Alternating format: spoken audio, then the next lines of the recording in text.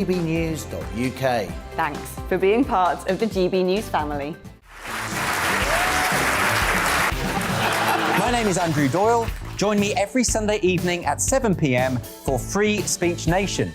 This is a show where we address current affairs and news stories of the week with the help of two wonderful comedian panellists. I brought in comics because I want to give it a lighter edge, and also they work for less. See you there.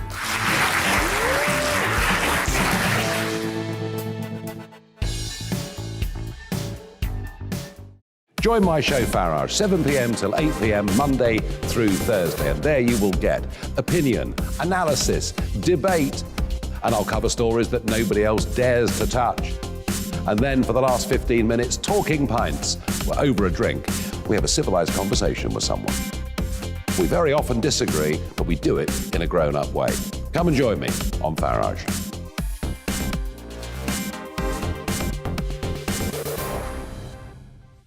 I'm Colin Brazier. I've reported from more than 70 countries around the world, covered wars from Afghanistan to Iraq, from Lebanon to the Balkans. I'm trying to bring that experience, that feel for events, to the studio. And something else, I'm ready to give an opinion. Today's stories with a spark. Brazier from 8 p.m. weekdays on GB News.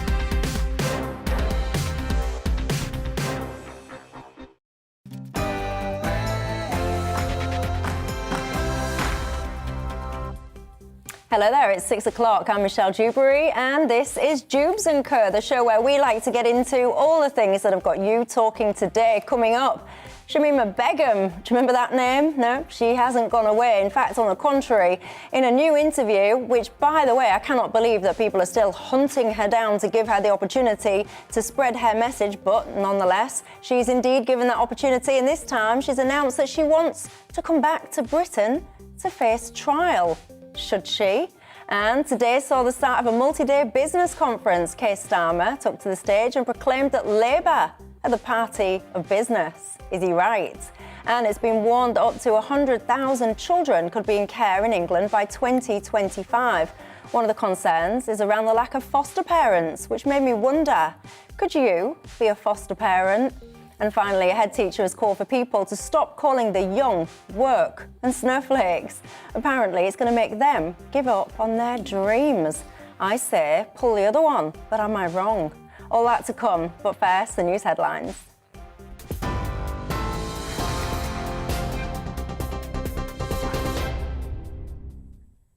Good evening. Mourners have been paying their last respects to the politician Sir David Amess at a funeral service in his Southend West constituency today.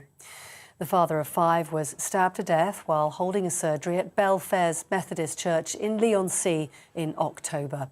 Sir David's coffin, draped with a Union flag, was carried to the church by members of Southend Fire and Rescue Service. The Home Secretary says there's no silver bullet for solving the migrant crisis.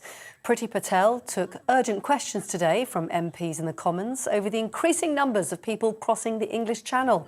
Shadow Home Secretary Nick Thomas-Simons accused the Home Secretary of empty rhetoric and broken promises. It comes after it was announced more than 24,700 people have arrived in the UK so far this year, almost 3 times more than last year. There's no single solution to fixing a global migration crisis. The Nationalising Borders Bill going through Parliament will actually make life harder for the criminal gangs behind these crossings, and all members should be supporting that. That means people smugglers could face a life behind bars, and importantly, this will break the deadly business models of these smugglers. And in addition to that, Mr. Speaker, of course, we want to make sure that the United Kingdom is less attractive to illegal migrants.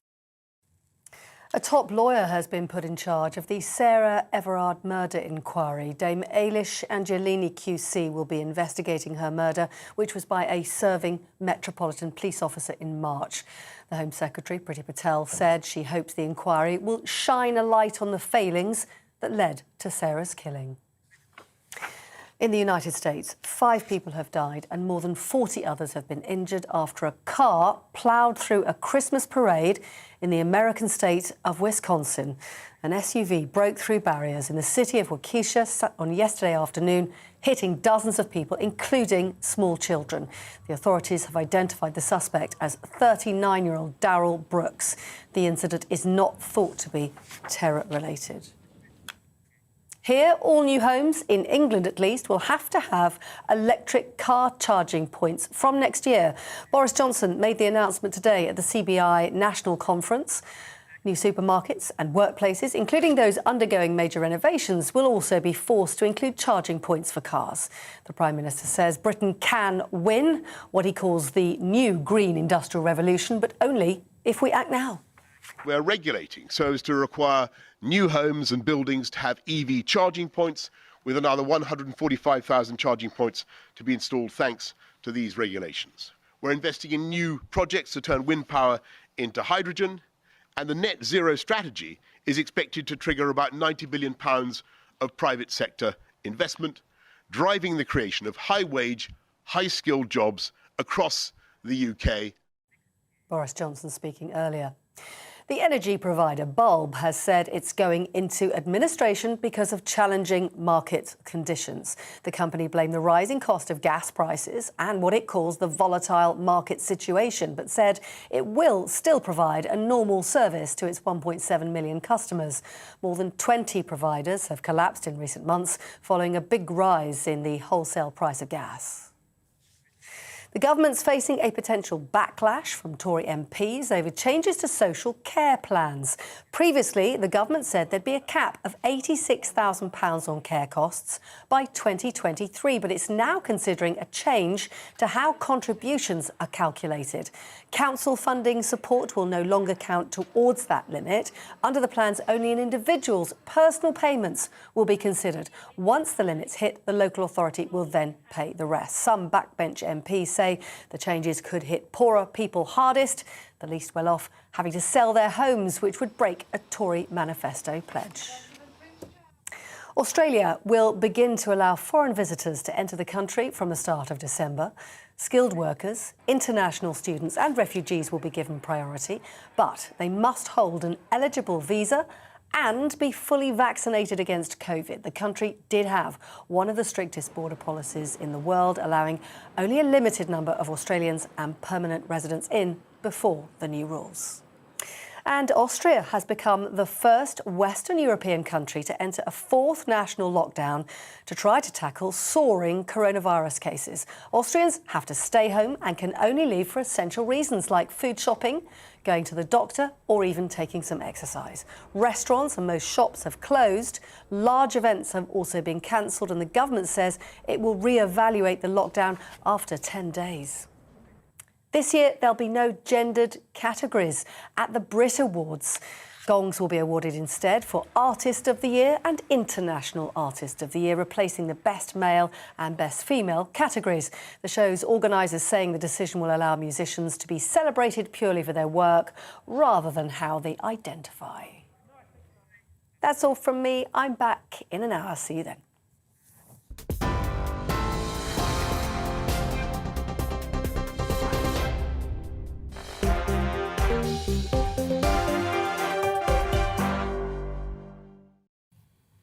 Thanks for that, Polly. I've got to say, I listened to that Brit story then, and my instinct is just the world is going mad. If I've got a bit of time, I might try and pick up on that story tomorrow. But back to tonight with me until 7 o'clock, my panel. Former Labour advisor Scarlett Maguire, journalist Benedict Spence, who's busy catching up on emails in between every second we get off. You're there. I wonder who it is you're emailing. I'm going to try and get a glimpse over his shoulder. I bet it's fascinating. Anyway, also joining me, community support worker Jennifer Blick. Your first time. It is. Good evening to you and welcome. And you know the drill at home by now, don't you? I want to know your thoughts. It's not just about us. You can get in touch with me on email, gbviews@gbnews.uk. What do you think to all the topics that we're discussing, and have I missed anything? If you don't want to email, you can tweet me at Michelle Dewbs or at GBNews. But first up, our top story, Shamima Begum. Do you remember her? She's, of course, the one who fled to Syria to join the Islamic State back in 2015. The one who says she wasn't fazed by seeing severed heads in bins. And the one who views the Manchester bomb arena attack as fair retaliation. Well, She has now issued a fresh plea to be allowed back to Britain to stand trial. Do-gooders from across the country have leapt to her defence. She was only a child, they say. She was groomed. She too was a victim, so let her face justice here. And to those people, I simply ask, are you mad? I don't feel an inch of sympathy for Shamima Begum, and nor do I want her back in this country for any reason, thank you very much. Our government should have a red line, and one that it's got the courage to stick to. And to the parts of media who seem desperate to force-feed us a diet of her in Western clothes stating how much she's changed, please stop. I, for one, and I suspect I'm not alone, I'm not interested in all of this. It doesn't ring true, it doesn't impact me, it doesn't give me an inch of sympathy or anything towards her. She chose her path, she chose her destination, and now it's time to let her rot there. Scarlett, am I wrong? Well, I absolutely and completely disagree. And I think if all of us were punished for life for decisions we made at 15, I think it would be a terrible, terrible thing. I mean, we do appalling things when we're 15, right? She was groomed. I never. Well, great for you, Michelle. What appalling things does your average 15-year-old go and get drunk when they're not supposed to? Yeah. Well, I think if you're a Muslim, that's actually pretty bad. She was groomed online. If she'd gone off with a paedophile, we'd feel sorry for her. If she was part of a gang and had been taken the wrong way, we'd feel sorry for her. If she blew up your child, would you feel sorry for her? If she was my child, I would want her back. If she blew up your child, would you feel sorry for her? She hasn't blown up. If she did. She hasn't. The point, if she did. She hasn't blown up anybody. What she was done was she went out there wrongly, right, making the wrong decision, thinking that it was a world that was totally different. She was 15. She was then married to a man she'd never met in her life. It was an Islamic marriage. She said that she then had 3 children, all of whom died as babies. So we have a traumatised 19-year-old. All she's asking for is to be tried in this country for the crimes that she did. That's all she's asking for. That she, instead of being tried in some ghastly prison camp, right, where the terrible, her 3rd child died there, she's asking that she's tried in this country and jailed in this country. She's not saying, I am a complete innocent. She's saying, I made terrible mistakes. I don't wash with me. I have no sympathy. Jennifer, are you going to talk some sense on this? Do you think she should be allowed back in? Sorry, Michelle, but yeah, no, I do think she should. Listen, do you know what? I think people kind of forget when they get to the age of 15 what they were like. And Scarlett is right. At the end of the day, grooming is a serious thing. Do you understand? So when you're groomed and at 15 years old and you're asked to do something, your mind, and especially because it's a man as well, it's like you're looking and you're thinking, well, OK, that's it. I can do all of these things and it's OK at that time. So when we look at everything that she's gone through, everything she's gone through, in a sense of being groomed, and nobody doesn't know that, she's been groomed, gone to another country, she's then had babies, every baby's died, then you're looking at the fact that the traumatised that she's gone through and the fact that she's not allowed to come back and speak her mind, just to speak and find out what happened, having the case, is... Benedict, yeah, no, I am pinning all of my hopes for some sensible thinking onto you. Here's the thing. I think I sit sort of squarely in the middle of all of you, in that I don't feel any sympathy for her whatsoever. She made her bed when it comes to the decisions that she made. And yes, I understand that she was very young, but nonetheless, if we were talking about the IRA or some other terrorist organisation, I still don't think actually it would make any difference whether she was groomed or not. She joined an awful organisation, and she should have known, even as a teenager, you should know actually what it is that you're getting into. You should, buyer beware. But it must be said, actually, I think it says an awful lot about the state of British power itself, where we feel actually the correct thing to do is when a woman, or a man for that matter, joins a terrorist organisation, we look for a loophole of how not to actually try them, how not to do the difficult thing. Because let's make no mistake here, it would be expensive, it would be very difficult, it would be quite dangerous. There's always the risk that she would come back and help to radicalise other people in prison, or be let out and be back on the street and perhaps not renounce her views. It's actually very rare that people that join these organisations actually do renounce their views. However, I don't think it sets the right tone that the British government says to somebody who doesn't actually have a Bangladeshi passport, by the way, is just eligible to have one, says to them, well, no, you're not going to come back, you're somebody else's problem now, and that's your reward, actually, for being a traitor, is that we're not going to do anything for you. We're not going to try you. We're not going to try to seek any kind of vengeance or retribution. You're not going to have to look into the eyes of your fellow citizens who you betrayed and explain to them why it was you thought acceptable to go and join this organisation. So that bit doesn't sit very well with me, I must say. Well, I mean, I must say, and your emails are flying in as well. A lot of people are saying, well, she's not 15 now, and I never did anything like this when I was 15. I understand what you guys are saying about, oh, she was groomed and she was only 15. That does not wash with me at all. It's the obvious thing to say if you actually want to get yourself back in. Of course, you're going to sit there and go, oh, but it wasn't me, I was groomed. Some random on the internet made me want to sit there and look at people getting beheaded. They made me want to support somewhere that puts people in orange boiler suits and sets them on fire in cages. That does not wash with me. Hold on, Michelle. But if you saw 50, there are 15-year-olds in Britain, as Jennifer knows, who join gangs, do terrible things. Should they stay in jail forever? They chose at 15. They chose at 15. OK. For 15-year-olds that commit murder on the streets, that go around stabbing people, perhaps not for the rest of their lives, but for a very long time. But we're saying that Shamima should be a non-person, basically, a non-person. Well, I'm not we're saying she's a non-person. But I'd like her to go to prison for a very, very long time. But that's what Michelle is saying. I'm saying that. So I think she should be a I'm saying is, why non-citizen. can't she come back and face British justice? Because, to me, I think you should have a red line. You hear of people talking about, oh, this is my red line, and if you break this red line, and then someone does the next thing, and then they breach that red line, and nothing gets done. To me, if you want to sit there and say how much you despise the UK, these people hate us. They don't just dislike us a little bit. They dislike everything we stand for, everything, all of our way of life. The terror threat in this country has just been raised again. So basically, you don't believe in redemption? I don't believe that somebody who at 15 who aligns themselves to this kind of... I couldn't give a monkeys if she was 15 or 17 or 12 or 20. That card, oh, but she was a kid, doesn't wash with me. I think it's just being thrown around in order to elicit sympathy. Doesn't get any sympathy from me. 15-year-olds know what they're doing. Does not wash with me that by 15 years of age, you do not know that putting people in cages, in boiler suits and setting fire to them, you do not know that that is wrong at 15. Well, there's something matter with you. Honestly, it don't wash with me. It doesn't wash with me. You work with young people. I do. And like I said, at the end of the day, when you've got a young person, you have to be in their shoes to understand it. To understand that you can get yourself involved in something that you would think, my God, how could you do that? But when you're in the midst of it, in the choices that you have, it's like, yes, OK, she knows she's 15 years old and she could have done better. But when you are in the midst of it, in their shoes, then I don't think anybody can really say that this is what, should happen to her. She's a British citizen.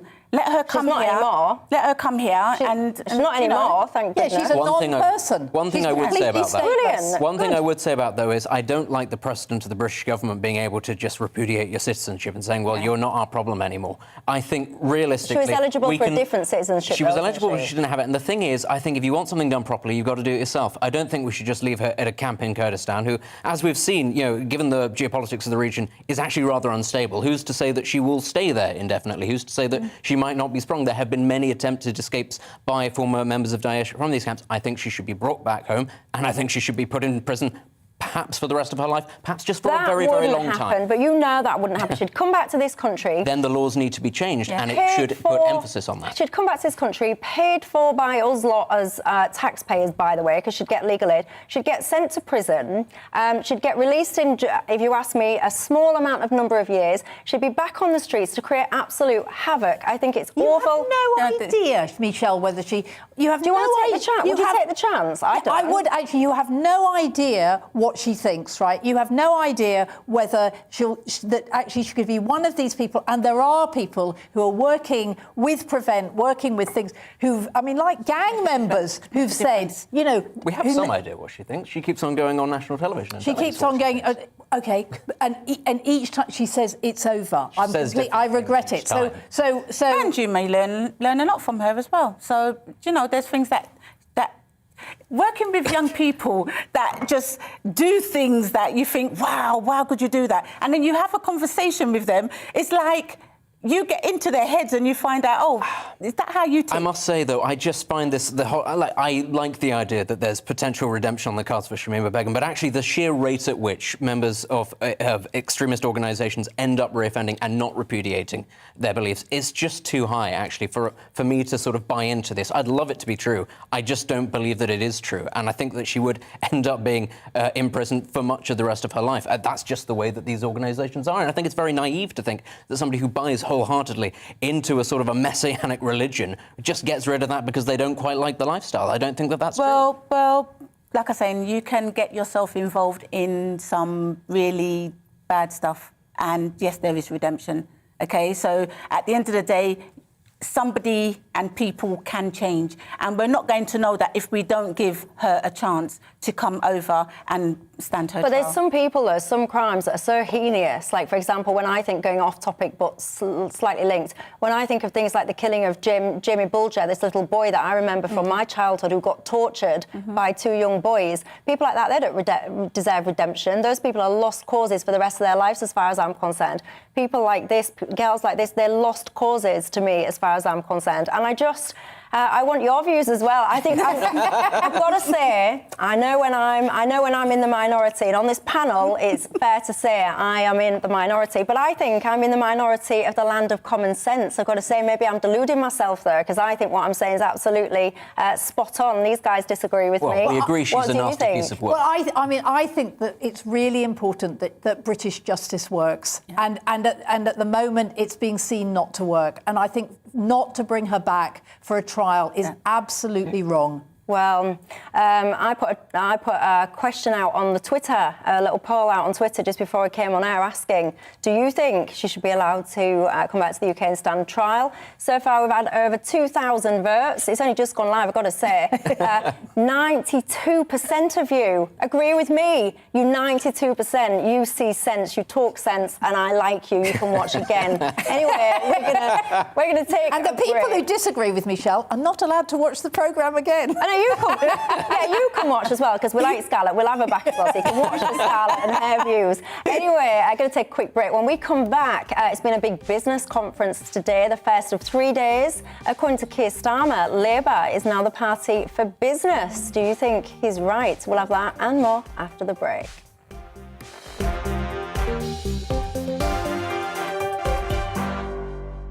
You're watching GB News live across the UK and the world on our digital stream. GB News is Britain's news channel. We are the UK's home of discussion and debate from all perspectives. We are here for you. Don't forget to join our YouTube community by clicking on that subscribe button. And if you want the GB News app, you can click and catch up on programmes anytime. We love to hear from you, so email us. gbviews@gbnews.uk. Thanks for being part of the GB News family.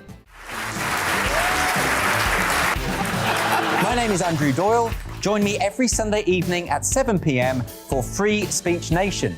This is a show where we address current affairs and news stories of the week with the help of two wonderful comedian panellists. I brought in comics because I want to give it a lighter edge, and also they work for less. See you there.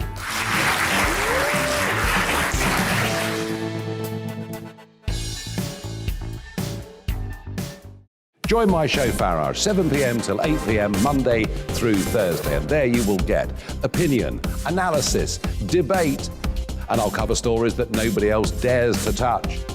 And then for the last 15 minutes, talking pints. We're over a drink. We have a civilised conversation with someone. We very often disagree, but we do it in a grown-up way. Come and join me on Farage.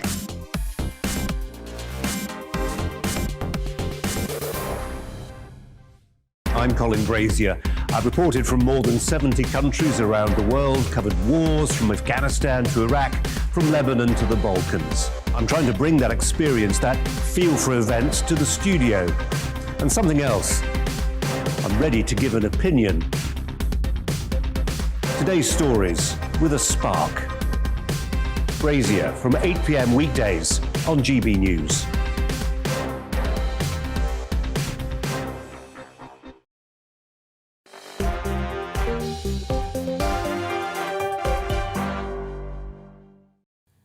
Hello there, welcome back. Now, when you think of business, whether it's big business, medium-sized business, or even perhaps start-up businesses, which is the political party that traditionally you might have thought stood for them?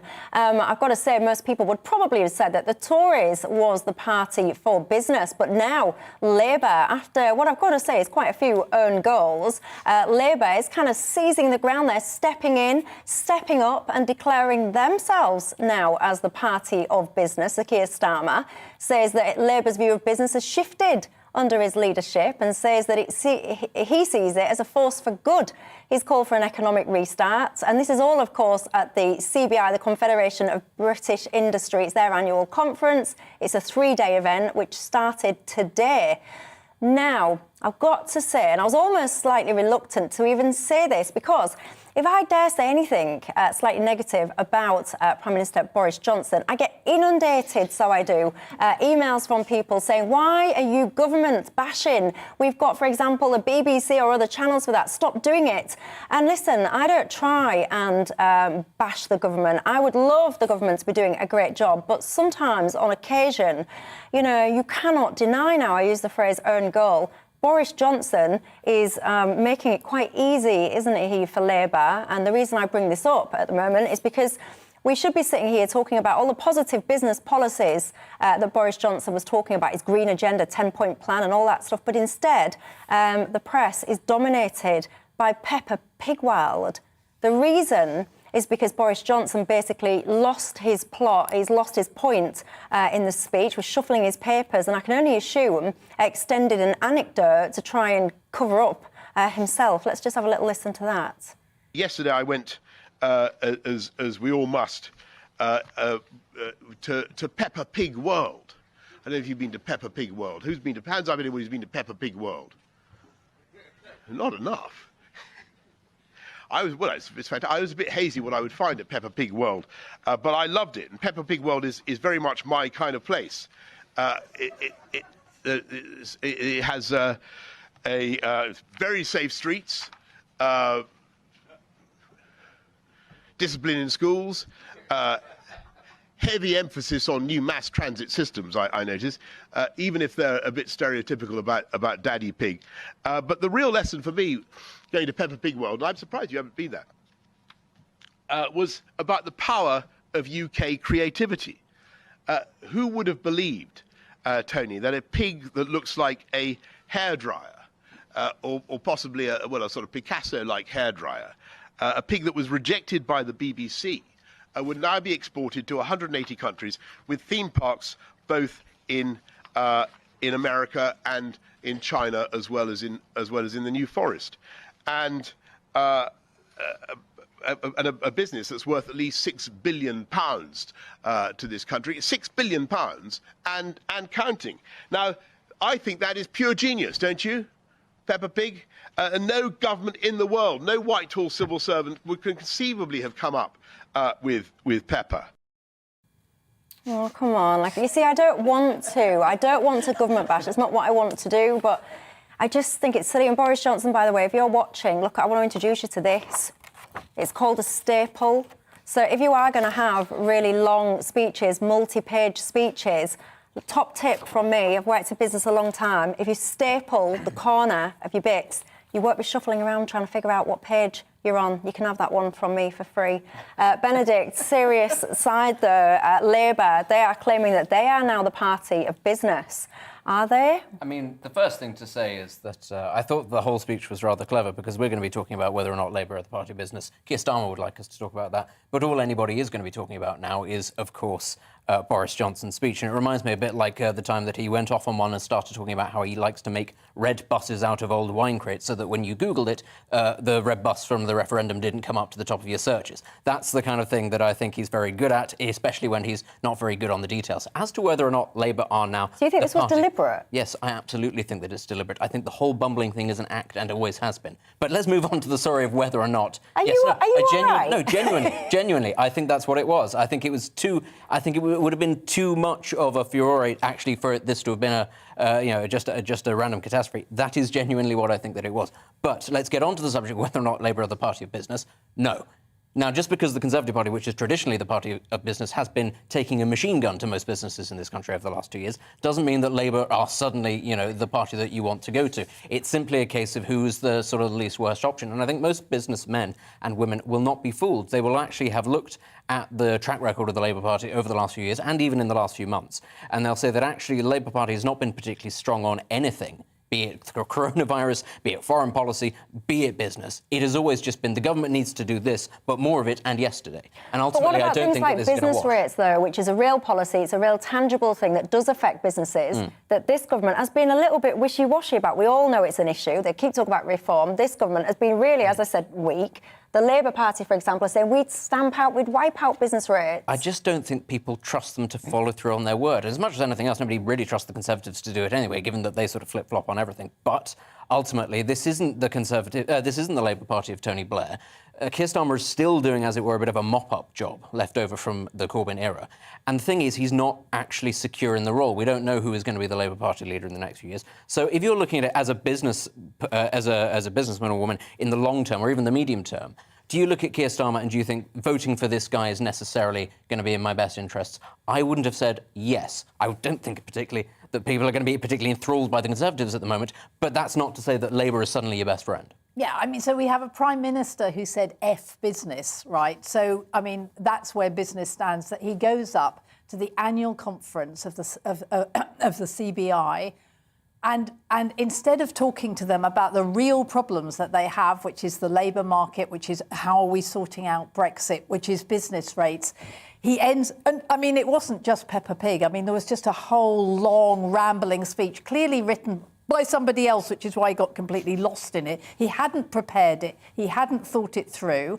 And, I mean, I just don't know what you're saying. I mean, Keir Starmer won the Labour leadership first time, right? I mean, it was a massive, overwhelming. He is absolutely secure in his role. And we had, during Tony Blair and Gordon Brown, we had economic stability. There is no question that Labour can bring economic stability and that Keir Starmer has thought, along with Rachel Reeves and the Treasury team, the shadow Treasury team, really well. I mean, I understand that businesses say to the shadow Treasury team, yes, we understand what you want, and they tell them what they want. The difficulty is, if we have a general election right now, even with the current drop in the polls, the Conservatives will still win a majority. Does Keir Starmer, as the current polling says, let's just go with what the current polling says, and it says the Conservatives win a slight majority, but a majority nonetheless, of around 15 to 20. Let's say Keir Starmer then doesn't survive that leadership contest. Who then comes in? It's no guarantee that it's going to be somebody else, that it's going to be another Keir Starmer, or that it's going to be a Blairite or a Brownite. That's not what it is. If what we're saying is, if Keir Starmer becomes Prime Minister... Oh, he will never become Prime Minister. He will never become Prime Minister, and I am prepared to put any amount of money... OK, I think you have no idea. If he becomes... What he's saying is this is what we're going to do for business if I become Prime Minister and my team get in. So, yes, that's fine. I mean, of course, Labour is much better for business. Well, we're talking about whether Labour is better for business, not whether Keir Starmer. And Keir Starmer isn't going to be Prime Minister. Jennifer, your views. Well, my views. Benedict, in regards to the fact with Boris literally, talking about Peppa Pig Bird, that's his game, and he does it all the time. He fiddles around with things, and so that the light is just on him. But in regards to Labour being business, I have to say, no, definitely not. Yeah, and I think, I don't know, and I want the Tories to do well because I've always seen them as the party of aspiration. I kind of think, if you want to aspire, if you want to succeed, if you want to achieve and all the rest of it, for me right now, if I look across the pantheon, I would have said that the Tories was that party. But I do find it a little bit... It's just silly, some of the stuff that goes on, Benedict. And I know that you want to... In the Tory party or the... Just like the silly things today, like the Peppa Pig thing. It wasn't just Peppa Pig. It's Boris Johnson sitting there going, vroom, vroom. Well, yes, of course. Talking about... I mean, I'm no fan of this current Prime Minister. I don't think that he's a particularly good Prime Minister. I think he's very good at playing politics. But in terms of actual policy, I think he's fairly useless. I'm just saying that actually, if you look for the alternatives, long term, I don't think the Labour Party provides a particularly good alternative. Well, you guys are still getting in touch, by the way. I've moved on and I'm talking about Labour and I'm talking about Tories. You guys are still talking about Shamima Begum, that is for sure. Douglas He says she's not worth airtime. She's finished here. Gary says, well, she gave up any rights of being British the day she walks off to join ISIS. Eugene, who I think is being sarcastic, says, we must bring our Shamima home. She's English and was groomed here. Let's get her back before Christmas so she can celebrate with her family, says Eugene. Andy says, but if she comes back, she'll be able to cash in. She'll have a TV, book, film deal, and of course she'll be on Celebrity Coach Trip before you know it. Andy. Someone else is saying the UK has created an environment where a child was exploited. And also asks, how many of those, this is someone else, also asks, how many of those who have left the UK to support Islamic State and crept back into the UK have ever stood a proper trial? Got to say, for me, it's very simple. It comes down to national security. That should be the thing that trumps everything. Matthew has got in touch saying, I've only been told about GBNews today by someone at work. He's put it on tonight. And basically, long story short, is liking it. Welcome to you, Matthew. What else? Rax is saying that agrees with me. Whoever is suggesting that Begum should be returned back to the UK is wrong, all sorts of wrong, and Begum apparently knew what she was doing. Interesting. I've got to say, though, there are some people getting in touch that do agree with you. Doesn't change my opinion there, definitely, that want her back. You're not going to read those ones out, then? I'm not going to gloss over those ones, got to say. I think you guys fight the corner for that, more than enough. Me, I'm on my own here. I've got to say, I think I'm a learned voice of common sense, but you make up your own mind. Let's move on. Another story that's caught my eyes today. The number of children in care in England could reach almost 100,000 by 2025. That's according to new research commissioned by county council, said that the figure would represent a 36% rise in a decade. Now, we could kind of go around this and we could talk about all the reasons why, etc. But one of the key components of this that really caught my eye as well is about the number of foster carers. Apparently, we're really struggling to keep up with demand of foster carers. Jennifer, this is a kind of topic that you're very familiar with yourself and also kind of a space that you work within. I wonder your view on this. Foster carers, do you know what? It's really hard for foster carers. They're getting a child that maybe have gone through grooming, which goes with the grooming, being in gangs, getting involved in drugs, and they're now coming to this family. Now, that family's taken in this child as a foster child, and the complex of this child and the needs of this child cannot be met by the foster parents because their training, it tells them how to look after the child, what they can do, what they can't do. It doesn't tell them about how they got to go to a police station, how they got to go to court and how they have to deal with that. And then it's the fear of bringing a child into your home that could then end up having implementation on your whole family. So it's the fear as well of foster parents taking in these children. So I can understand where, believe it or not, I grew up in care. So the care system I've gone through and I can see the So you was in care your whole childhood, you mean? From 13. Wow. From 13 up until 18. And, you know, being in a children's home then, it's not like being in a children's home now. So I worked with children's home in the homes, and they're more like homes. They are more like a family unit. What, now you mean, or then? Now is like a family unit. Children's homes are a place, again, where young people are going through so many different forms of trauma. And the children's homes that they have now very rarely have therapeutic services available for those young people. So if you took it in, you're going to a foster carer, you're just going into a home with a mum and a dad and probably siblings. So how is that foster carer going to be able to deal with the trauma side and everything else that's going on with that child? So a lot of people are now backing away. And then again, the money that they throw at foster parents, it's pittance. And they're giving children's home £22,000 a week to be in a children's home. I mean, Scarlett, this is quite a tough one, isn't it? Because there's cases all the time. I mean, there's one particular one that's in the press at the moment of where there's a little 6-year-old boy, Arthur his name is, and he's been systematically routinely abused by his family for a very long period of time, and there's a lot of criticism. in terms of how the social workers have kind of intervened and when and how and if it should have been sooner, etc. And I think there are an awful lot of children that are exposed to environments at home that are far from ideal.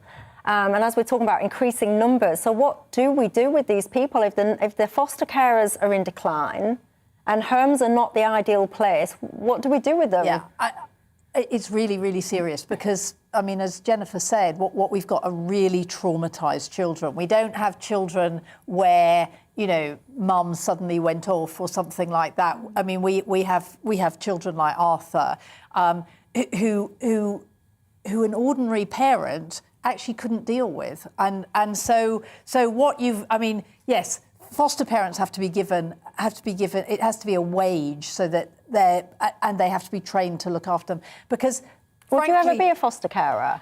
I thought of it as my children got older, and then you know, sort of disaster hit, and I was left alone with a daughter, and I just thought, I'm not going to put her through it. But actually, I don't think I could do it. I mean, I think you have to be much more. It's not just being able to have a welcoming home for people to come into. It's much more. And I think there is a real problem. For children's social workers, there aren't enough of them. They're all burnt out. And then there's nowhere to go for them to take the kids. I mean, we've got a real crisis, and actually that's where we need to be looking at. We need to, and I'm afraid that money is one of the things. Would you be a foster carer, Benedict? I mean, not right now. I'm barely able to look after myself. I'm not sure that I'd be the ideal not prime candidate for it then? No, not right now. Maybe in 20 years' time or so, when I had a bit more experience about the world and I wasn't quite such a reprobate. But I think there's a two-pronged thing that we have to look about this. I mean, somebody my sort of generation, the millennial generation, who probably a little bit young, but not all of them are too young to be at that sort of foster caring stage. You know, they're sort of getting into their late 30s and 40s, some of us now. And as a generation, a lot of my contemporaries, they struggle to get on the housing ladder, they struggle with wages and things. So let's say that there are lots of people, potentially in that generation, who would like to be foster parents. Well, they might never get the opportunity to be because they don't have the security to provide any of that things that a lot of children would need. They won't own their own houses. They won't. You don't have to be a home earner. No, to be but a foster there is parent. that sort of sense of precariousness, you know. And I understand that a lot of my friends are in similar positions where they won't even have their own children right now because they don't feel secure in being able to sort of put a roof over their head, provide you, because, you know, rents go up and situations change. So there is that sort of underlying fear. The other thing to bear in mind is, of course, you know, the number is that there are going to be close to 100,000 children in the care system. Well, that's a serious systemic issue because, of course, all of those children have parents. But all of those children themselves are going to grow up and they're going to become adults. And at some point, a lot of them are going to end up having children themselves. And what this kind of tells me is that there is an issue here also in the education system that'll need to pick up some of the slack, because an awful lot of people are going to need support that they otherwise aren't going to get in order for them not to end up falling into the same traps that perhaps their own parents fell into, you know, because a lot of this is, you know, not wrong to say generational, sort of, but, you know, it is something that it patterns that end up sort of repeating themselves. And this is something that has to be broken. Otherwise, the numbers are going to continue to grow. And as I say, as more and more people of my generation and the generations around me struggle to sort of make lives for themselves, there are going to be an even smaller pool of people to look after them. But then that's where it starts from. It starts from the support in the family. There needs to be more support around bringing up children, because children are different. The era of children now, they're unbelievable. It makes me look at what I put my mother through, but yeah, they're unbelievable. But also, Jennifer, any old numpty can be a parent. Literally, anyone can be a parent. And a lot of, and this is going to sound really mean, and I don't mean it to be mean, but a lot of people that have children, they're just not suitable to be parents. Nope. And then you just get this self-perpetuating cycle, and on it goes. I do wonder if you're watching at home, we've heard about the need for foster parents. I mean, we can't deny that. I wonder, though, would you consider becoming one? Get in touch with me. You can email GBViews and at gbnews.uk, or you can tweet at Michelle Dewbs or at GBNews. Let me know your thoughts on that. I'm going to take a quick break. When we come back, what do you think to this whole kind of concept of, you know, a lot of adults at the moment are calling young people work. You'll hear that phrase snowflake being used all the time. Headmasters come out and said it's wrong. We should stop it because apparently we're going to make young people give up on their dreams. We'll have that and more after the break. Dan Wootton tonight, as taxes skyrocket to fund our cash-guzzling health service. Will any sum of money ever be enough for the shroud-waving NHS bosses? Our positive Professor Carol Sikora gives me his expert take on that. GB News star Neil Oliver tackles the big issues of the day in The Outsider. Plus, I'll crown a Greatest Britain and Union jackass. You'll get to voice your opinion on one of the day's top stories in The Clash. And I'll break down the day's top stories with Monday's Superstar panel. The columnist and broadcaster Carol Malone, senior reporter at the newspaper Benjamin Butterworth, and the social commentator Esther Kraku. That's Dan Wootton tonight, returning 9 p.m. Monday on GB News. You're watching GB News live across the UK and the world on our digital stream. GB News is Britain's news channel. We are the UK's home of discussion and debate from all perspectives. We are here for you. Don't forget to join our YouTube community by clicking on that subscribe button. And if you want the GB News app, you can click and catch up on programmes anytime. We love to hear from you, so email us. gbviews@gbnews.uk. Thanks for being part of the GB News family. My name is Andrew Doyle. Join me every Sunday evening at 7 p.m. for Free Speech Nation. This is a show where we address current affairs and news stories of the week with the help of two wonderful comedian panellists. I brought in comics because I want to give it a lighter edge, and also they work for less. See you there.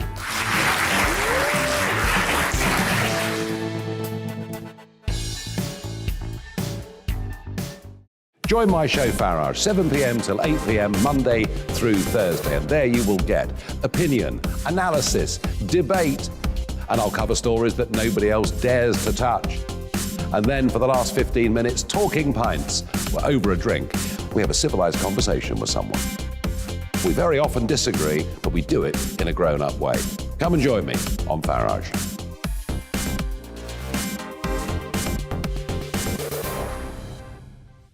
I'm Colin Brazier.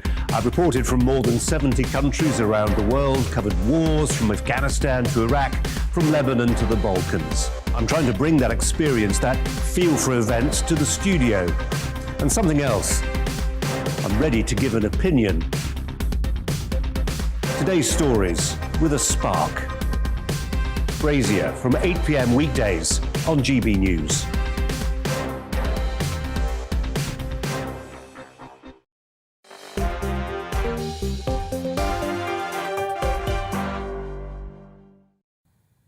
Hi there, welcome back. Now, adults should apparently stop mocking young people by calling them work just for standing up for things that they believe.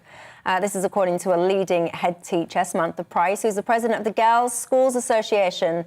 She says pupils are genuinely worried about racism, sexism and climate change and want support from adults. She spoke to my colleague, Alex Phillips, here earlier. Let's have a listen. There's always going to be a degree of lack of understanding between different generations. There's nothing new there.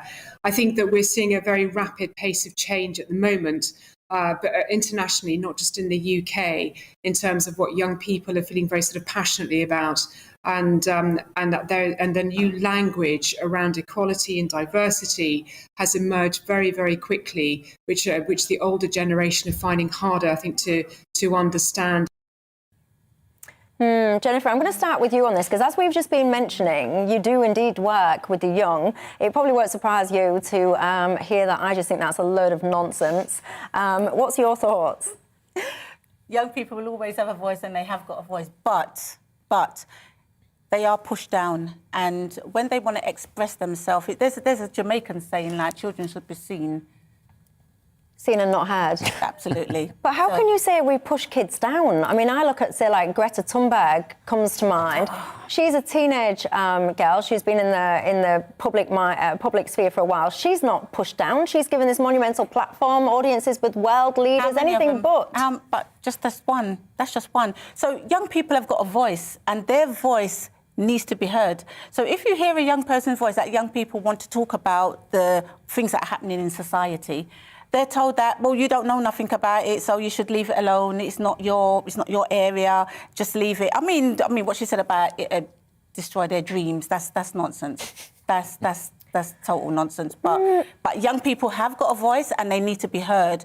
When they talk about racism, sexism and things like that, there's a lot that the young people are going through. And unless we as adults actually listen, we're not going to know how to support them.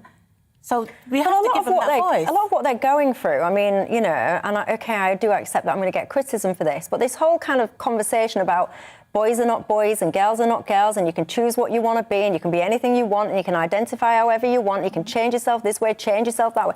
This is often being driven, not always, but often being driven by the young. So you have this whole kind of agenda that's being driven often by the young. And then the next thing I look at is how many mental health issues the young have got and the increasing rate and the speed at which these mental health issues are occurring in the young. So yes, of course, they're given an opportunity and should be taken seriously in their thoughts. But at the same time, people with more life experience should also surely be stepping in from time to time. They can step in, but come on, at the end of the day, if I'm a young person, I am a young person, and I want to talk about issues around racism, and they're saying, oh, but you're only 15, 16 years old, what do you know about racism?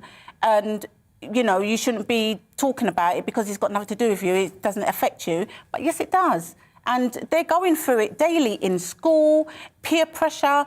They've got so much to say and so much to contribute to society, and they're not being given that chance to because, again, in what you just said, you know, something that they shouldn't be worrying about or they have no idea about it. They do. And I just think that us as adults, we really need to listen to what young people are saying and giving them that opportunity. Should we, Scarlett, be listening to the kids more? Yeah. Well, so I was very young in the 60s and we questioned everything, and it was absolutely right that we did. And I think that it's completely right that young people are saying, you know, you've had it this way for so long. Why don't we ask questions? Why don't we say? I mean, apparently in schools in London, but elsewhere, you know, people are deciding whether they're he or she or they, and I think that's fine. I just think, I mean, I don't understand why people get so worried about the fact that young people are doing what young people should do, which is they're questioning everything and saying, this isn't good enough, we want it different. I think it's interesting, though, because you say it's good that young people be allowed to question things, and I agree with that. I think actually the issue here is that the older people aren't allowed to question them back. You're not allowed to push back and go, OK, well, why do you think that? Why is it all of a sudden fine to be this?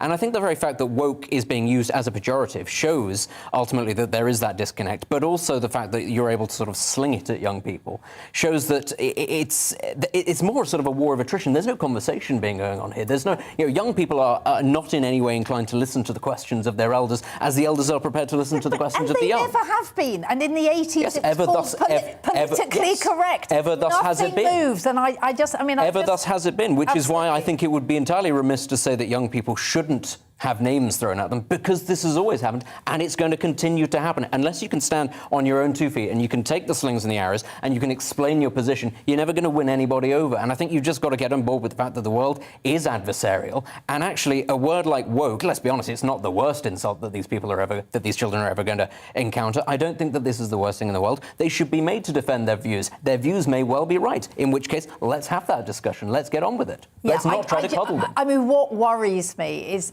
older people sort of, I mean, particularly columnists, sort of writing about the snowflake young, instead of thinking, why do they think like that? Why are they worried? Well, Alison about has just got in touch on Twitter saying kids are wound up by being called snowflakes and work. She goes on to say you should blame the teachers, blame the parents. We've bred a culture of I want it and I want it now, which in turn has put parents under pressure and made these children spoilt. They need to be educated to earn, she goes on to say, earn respect is what she's saying.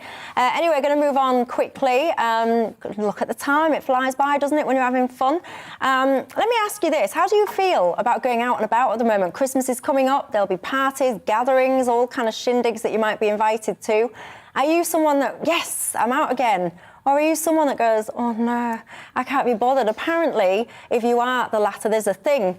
And I'm going to say it, and if you don't like my accent, this is not going to be one for you. Because apparently the word is hugger. It means the hassle of going out. This has become almost, we've been in a situation now, haven't we? We've spent ages sitting in, watching telly, wearing your pyjamas. Now, Scarlett, when it comes to, Scarlett, do you want to come to dinner tonight or this big party? A lot of people can't be bothered. Can you? Yeah, I love it. I love being able to go out. One of the things I actually did do during lockdown was I learnt to cook because I felt that I had to cook for the person living in my house because my lodger, because she was working all the time and I didn't have a lot of work on. So yeah, I have a lot. So I don't go out as much because I have a lot of people around to have dinner. But I mean, I think there are people who absolutely hated lockdown like me and really wanted to go out and love seeing people. And there are people who really don't. Did you go out? Are you a her girl? I'm the opposite. I'm a miserable old Grinch and I don't like seeing anybody. And he's secretly, although morally I was opposed. So you don't get invited anywhere? No, I get invited to all kinds of places and I really resent it. Morally, I was very opposed to lockdowns, but secretly, I absolutely love that. You love it. I didn't have to speak to anybody. Jennifer, and you can't lock me down. No, I love going out and I love getting invited out, and lockdown is not going to cause that. So, yeah, it's great. Well, apparently, socialising, it's a muscle, apparently, that you need to exercise. So once you've not done it for a period of time, you lose that muscle memory and you've got to do it some more, apparently. Anyway, some people have been getting in touch about fostering. Teresa has got in touch saying, I was a foster carer for over 30 years and fostered children, mainly with special needs and learning difficulties. She goes on saying she fostered 24 children as a single mum and then another 5 with my now husband. She tells some stories about some of the experiences she's had, and she ends with saying the complete system needs, the whole system needs a complete overhaul. Teresa, I would like to say to you, what a person you are to foster, because we've just been having conversations about whether or not we would do it, and it is challenging. I mean, I think it has to be accepted in certain situations. It can be challenging. So when I read there that you've adopted 24 children with those additional needs as well, I just think, wow, what a woman, especially 24 of them on your own as a single mum. Goodness me, Teresa, cheers to you, I can tell you. And yeah, it's something. Amanda says, my mum and dad fostered from when I was 6 years old. I'm now 42. They sacrificed our childhood and gave up their home to over 250 children over the years. It's a vocation, she says. Wow. I mean, honestly, I have so much respect for you. Lily says, what about special guardians? We get no help either emotionally or financially. Yeah, sometimes it's a complex world, isn't it? But anyone that helps other children like that, respect to you entirely. Anyway, that's all we've got time for, pretty much. Jennifer, thank you for your company, your first time. Thank you as well for yours and yours too. I was with you on Friday. I think we missed each other. I know. You needed somebody to argue with. Yeah, indeed. And by the way, disagree with. People always get in touch and say, why do you have people on with these views or that view or that? Disagreement is the spice of life. What a boring world it would be if we all agree with each other. As long as everyone remembers that I'm always right, obviously, then there we go. Anyway, listen, thank you for your company, and I'll see you same time tomorrow, 6 o'clock till 7 o'clock. Have yourselves a very good evening. It's time to remind ourselves there's always another winter. Canary Islands sponsors the weather. Hello again. High pressure is keeping things fine. During the next 24 hours for most of us, there'll be frost and fog, especially in the south on Tuesday morning, but replaced soon enough by sunny spells. Here's the area of high pressure. It's keeping Atlantic weather fronts and low pressure at bay for the time being, centred over Ireland, but around the periphery of that high, some additional cloud for northern and eastern parts of the UK. And you can see that across northern Scotland and increasingly Northern Ireland, central and southern Scotland, northern England, seeing those patches of cloud overnight. More solid cloud coming into eastern England, perhaps floating into central southern England for a time. But away from the cloud, temperatures falling, a touch of frost, some fog patches to begin things on Tuesday. The fog gets replaced by sunny spells, and then for the vast majority it's another fine day. A lot of dry weather. Really the only noticeable rain will be across northern and western Scotland, where we keep those drizzly showers. But even the showers in Kent will tend to stay offshore, I think, throughout much of the day, so drier here. And for many it's bright, but I think there'll be areas of cloud floating about, so not entirely sunny. The best of the sunshine through these central and southwestern areas, temperatures reaching 10 Celsius. Into Tuesday evening, where we get those clear skies across southern parts of the country, with light winds as well. Some fairly dense fog patches will form. Could cause some problems on the roads first thing Wednesday. But away from the fog, areas of cloud here and there, and some more persistent rain arriving into Scotland and by dawn, Northern Ireland as well. Now this weather front will sink south on Wednesday morning, so an hour or two of rain for Scotland and Northern Ireland. It then arrives into Northern England and North Wales by lunchtime. To the north, brighter skies but blustery showers follow, and colder air digs south so that these showers will be falling as snow over the hills of Scotland. Thursday and Friday bring with them plenty more cold weather and increasingly unsettled weather.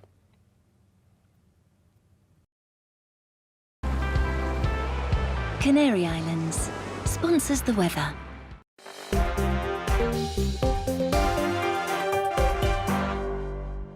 You're watching GB News live across the UK and the world on our digital stream. GB News is Britain's news channel. We are the UK's home of discussion and debate from all perspectives. We are here for you. Don't forget to join our YouTube community by clicking on that subscribe button. And if you want the GB News app, you can click and catch up on programmes anytime. We love to hear from you, so email us. gbviews@gbnews.uk. Thanks for being part of the GB News family. My name is Andrew Doyle. Join me every Sunday evening at 7 p.m. for Free Speech Nation. This is a show where we address current affairs and news stories of the week with the help of two wonderful comedian panellists. I brought in comics because I want to give it a lighter edge, and also they work for less. See you there.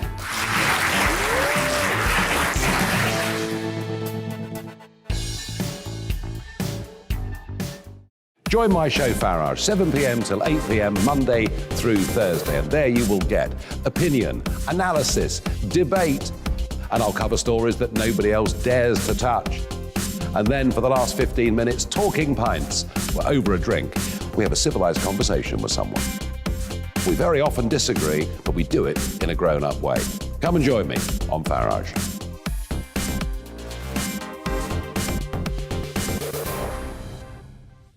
I'm Colin Brazier. I've reported from more than 70 countries around the world, covered wars from Afghanistan to Iraq, from Lebanon to the Balkans. I'm trying to bring that experience, that feel for events,